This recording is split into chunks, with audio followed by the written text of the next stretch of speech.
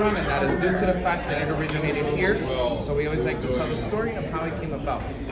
So, the story begins that back in 1951, Mr. Owen Brennan was hosting a celebratory dinner for his best friend, Mr. Richard Foster, due to the fact that he was being promoted to be the crime commissioner of the Bucharest here in the French Quarter, which was a neighborhood watch association formed to deal with the mob problem here in the city.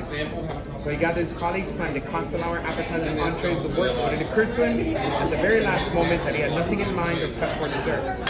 So he had to beg his sister, Miss Ella Brennan, who was the general manager of the restaurant at the time, to see if she could come up with something at the very last moment. And although she was very annoyed with the brothers' last-minute request, she still took on the task and got to work. Recalling a recipe of caramelized bananas that her mother used to make when she was a young girl, she decided to make a spin off of that, but there was two things she wanted to add. One was ice cream, and that was to get back at her brother for that annoying last-minute task. The thing was, her brother hated the idea of ice cream in a fine dining restaurant. At the time, ice cream was seen as something very low-class, childish, and pedestrian. Kind of like cotton candy. Which, I mean... The other thing she wanted to do was something to elevate the presentation. She wanted to do something known as a flambé. She got that idea from a restaurant called Antoine's, which is located here in the French Quarter. They are known for a dessert called the Baked Alaska.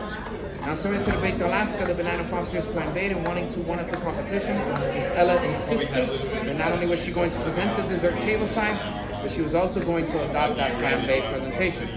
So, I always imagined that day to be very much like this moment, where we can see all the guests are sitting around, enjoying their meals, not really minding or paying attention to anything Miss Ella had been preparing until she was ready to debut that dessert. And just like that day, the captivating presentation caught the attention of many, leading to word-of-mouth spreading, lines forming outside the door. People began coming in requesting this nameless dessert. And due to the demand, Mr. Brennan had no choice but to add it to the menu. And much to his disappointment, ice cream had to be introduced to the restaurant. And now the rest is history. Now, we cook about 50,000 pounds worth of bananas every year to meet customer demand. And we hang Mr. Foster's photo by the bar in his honor.